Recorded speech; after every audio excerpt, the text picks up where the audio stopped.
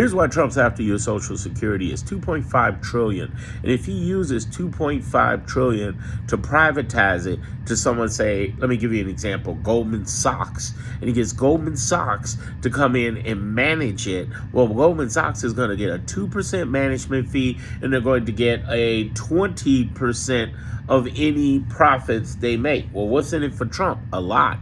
First of all, he can get some money off to the side. He has a meme coin, and a meme coin is just like a social, basically just like a, not a social, a Swiss bank account. It's like a Swiss bank account.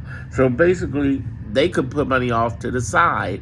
Whoever in the gray area can make sure that they've invested in his coin. Well, why is that important for him? Because the way he's making money off these meme coins and these other grifts, these other investments, is by getting people to pump up the value of it so he can make loans out and be able to have tax-free loans and have his investments, his cash flow, pay the loans. Why would the cash flow pay the loans? Because that way he's not getting taxed for capital gains. That's why he's never wanted to show his tax returns. Another reason is why he got caught by the New York Department, the state of New York, because he was inflating his value of his properties. That's why he's the first convicted felon president.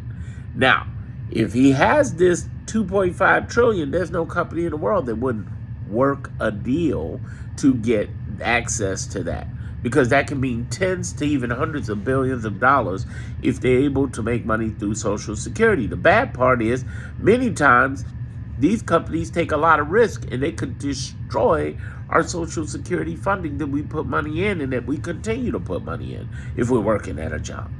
And I want you to understand the importance of this, because privatizing all of these services is what he's trying to do with everything. He's trying to privatize everything. He's just basically trying to take the entire system and make it completely something that he can make side money off of, either upfront or in the long term. He can get a piece of that.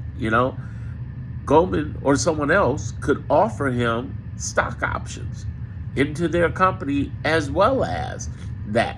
How do we know that? Because he sued a company. He didn't sue. He put an executive order blocking a law firm who was deeply into politics, and they basically gave in. They caved, and they caved by giving him $40 million in pro bono work.